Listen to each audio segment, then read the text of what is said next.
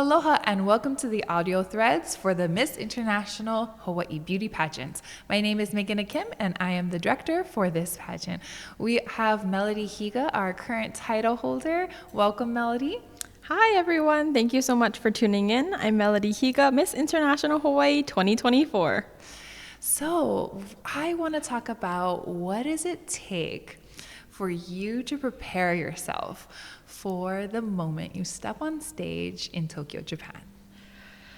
I think the years of preparing and competing in pageantry has really prepared me to be able to stand on stage in Tokyo in a few months, just being able to represent Hawaii and be able to represent the best version of myself and what I want to promote for our community.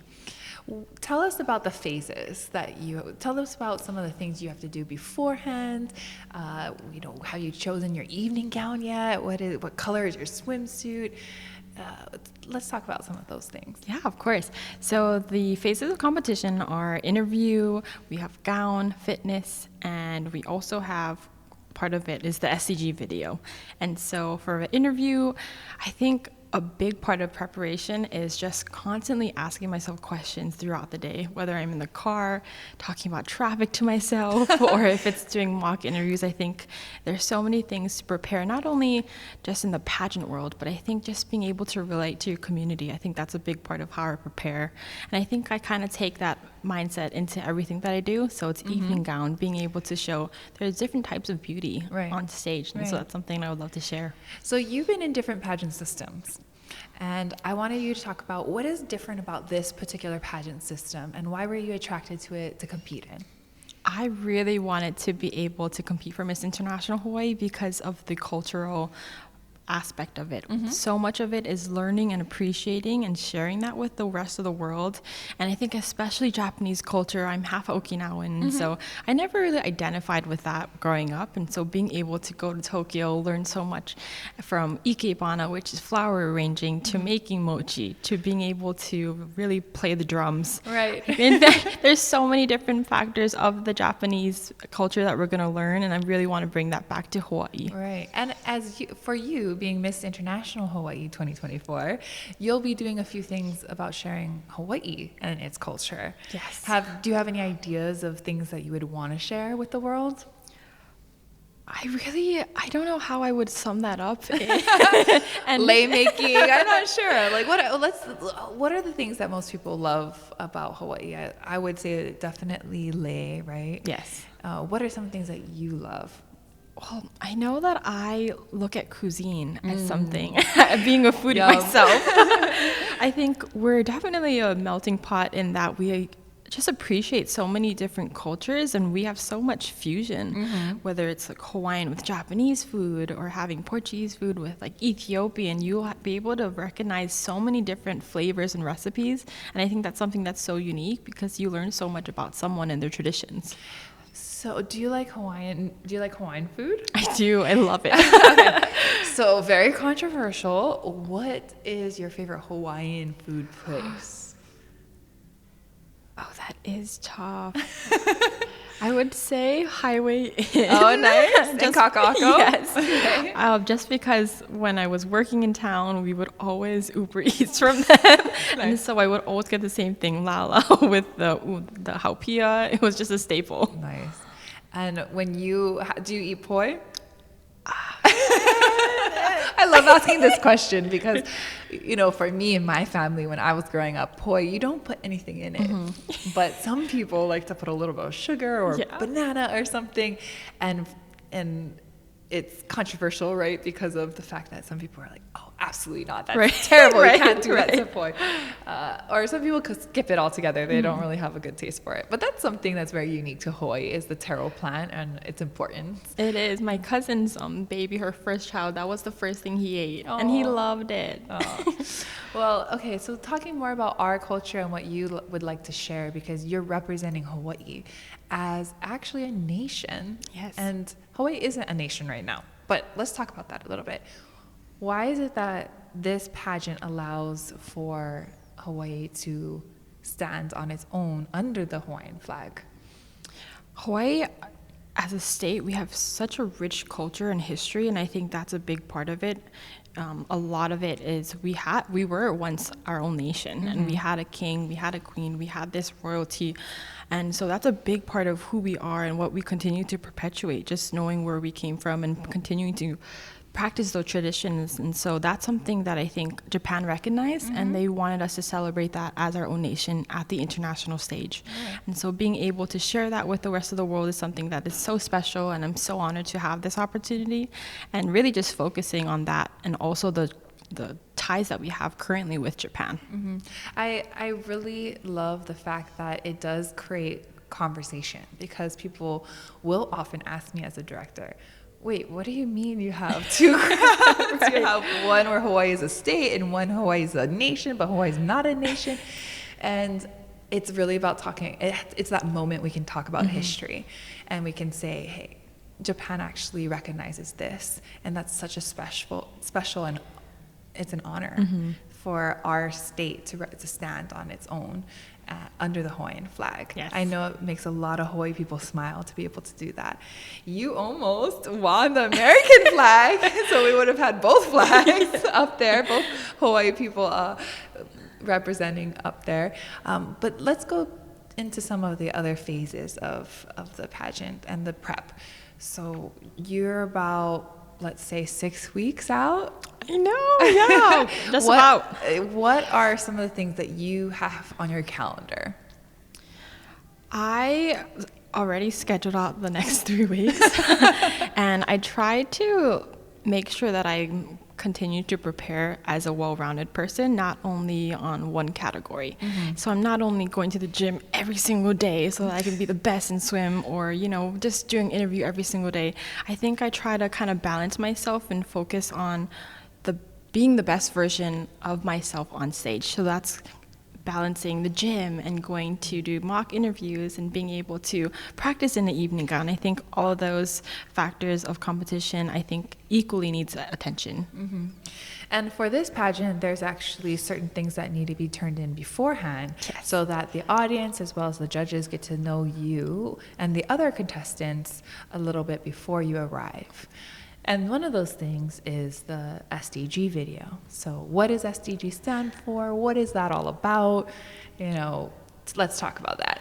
Yeah, so SDG is Sustainable Development Goals, which is partnered with the United Nations. It's actually a international initiative, and so as the title holder, we're able to promote all of these different goals that we want to share throughout our reign. So I'm focusing on 3, which are 3 being good health and well-being, 4 quality education, and 16 is peace, justice, and strong institutions. So as my platform, I picked Journey to Peace, which is really being able to focus on the tragedies of war in the past and how can we kind of prevent that from happening in the future. So that's something that we're able to do, partnering with the United Nations and just being able to spread this message globally. Right. And the United Nations, to give our audience a little background, that's an important initiative in itself, right? So that's when all the nations come together, united, talk about certain things, certain, certain wars that are happening, or famine, big global issues.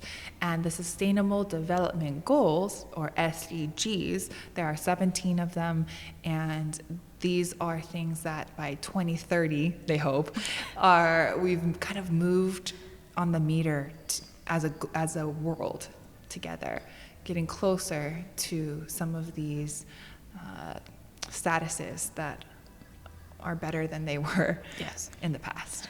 So we love that you picked 3. We look forward to hearing more about Journey to Peace. So let's dive into Journey to Peace. You have told me Journey to Peace really is about opening the conversation, teaching and discussing history, but opening a conversation worldwide about how to focus on peace, because peace is actually pretty difficult. War is easy, but peace is hard. Exactly, yeah. Right? War is easy, but peace is hard. So, I mean, what do you think? Do you think just talking is going to help, or what do you see in the future of this as it grows?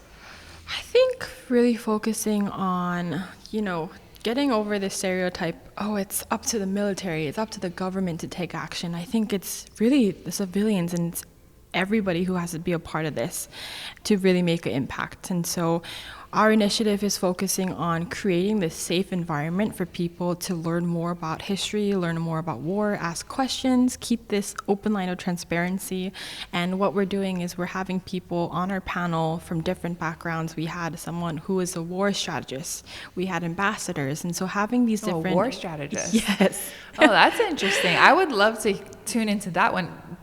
Are these things recorded? Can people look this up? They are recorded, and we're hoping to have them live streamed soon so that we can have people from around the world join us. And so that's our hope. Okay, so a war strategist. What else did you say? We have ambassadors. We have authors who write on war through history. Mm-hmm. So there's so many people from different backgrounds who are so passionate about sharing this initiative to really maintain peace throughout the world. Oh, very interesting. That's very cool. So what is the next event that's going to be coming up for that? How can we get to support you? So our next event is happening on October 26th, which is at Saturday. It's from 12 to 2:30, and it's going to be at the Pearl Harbor Aviation Museum. Tickets are free. I love that museum. It's fantastic. They are a fantastic partner. They're so supportive of our initiative, and so they rent the auditorium for us, and they have everything set up. So that's our next event. It is completely free. So if you want to be able to live stream it, hopefully we'll have the link up by then. If not, we'll have a recorded session that you guys are able to view. Yeah, or just come by. Just come by and meet Melody in person, as she represents two very important things: our pageant organization as well as the Journey to Peace. So back to what else it takes. You've been practicing, you've been in the gym, you've been selecting wardrobe. What else do you have to do to mentally, emotionally be fully present when you perform? Because I feel like you're performing on stage. Even though you're walking, you're not really doing a dance or anything. There's this certain level that you have to bring out in yourself so you can connect to the audience. Yes. How do you even attempt to do that? Like, how would you explain to somebody who is new to pageantry or trying to hone their skill in pageantry on how to achieve that? I know you really honed in on the point of inner dialogue, and that's something that I think I've noticed really makes the world of a difference. When I don't do that, I don't do well on stage. When I do, then I think the judges are able to feel that genuine presence and the genuine emotions that I'm having. And so when I go on stage, I really focus on the things that I'm representing, not just myself. I never just think of myself. I always think of the people who have supported me through the journey, the community that I want to represent. So being Hawaii as a country, I'm looking at the different types of people, the different types of community, the nature, everything that really makes Hawaii special. And that's something that I constantly think of when I'm on stage. Mm-hmm. Speaking of on stage, one of my favorite parts of this pageant competition is the cultural costume. And I know we're going to kind of keep this under wraps, but was it hard to figure out what you wanted to do? I know you have a few different options that you're trying to weigh, but what does it take to get a cultural costume, organized? How did you go about doing that? Yeah, it was really difficult. I think Hawaii, because we have so many different islands, they also have like their own culture. Exactly. And something that they have that they represent and are recognized nationally for. And so at one point I had some ideas from Maui, which I really wanted to share. Mm-hmm. But I think the idea that I'm currently going for, I don't want to spoil it, but it's something that I think a lot of people around the world will recognize and something that they'll kind of relate to and connect to. Mm-hmm. So that's something that I really want to share. But there are just so many ideas. And there are so many beautiful costumes. I mean, when you look at last year's costumes from all over the world, it's impressive what they pull together. And I always wonder how long all of those costumes take, and how many suitcases did it take to get out there, right? But all right, so we talked about a little bit about preparation. We talked about, your SDGs. What is something that when you come back from Japan and the competition, what are you looking forward to during your reign? I'm really excited to continue to strengthen the organization's presence in Hawaii. I think we're relatively new, and so a lot of people don't know the impact that we have internationally, especially in Japan. I think it's really important that we continue to develop these relationships, and so that's something that I really want to focus on, especially as someone who majored in international business. I really want to leverage that and show that we have so much to offer our community. And then lastly, an invitation to anybody who has ever wanted to possibly dabble in pageantry or, just to challenge themselves. Would you say this upcoming year is the year to try? I would say so. I think I was on the fence definitely when I first signed up for pageants, and I think there was an idea of like looking a certain way or acting a certain way, but I think there's so many benefits and positive things that you can gain from just developing yourself as a person, and I think that's exactly what the Miss International Hawaii organization focuses on, not changing who you are, but just making sure that you're representing the best version of yourself. Mm-hmm. Well, we all look forward to your debut on the international stage, and for those that want to tune in, there will be a live link which we will provide on our Facebook, Instagram, as well as the website, so you can cheer on Melody as she competes on the international stage November 12th in Japan, but November 11th in Hawaii with the time zone change. We love this international life. All right, so I think we're going to wrap things up today. Is there anything else you're thinking of? Any last thoughts or, memories as you have come so far and done so much? I'm just really thankful, and I'm just so overwhelmed with the support I've already received, just being newly crowned. I think this is going to be a really exciting year, and I can't wait to meet our community. And if you ever have feedback or you have any ideas for us, please let us know. We would love to hear from you guys.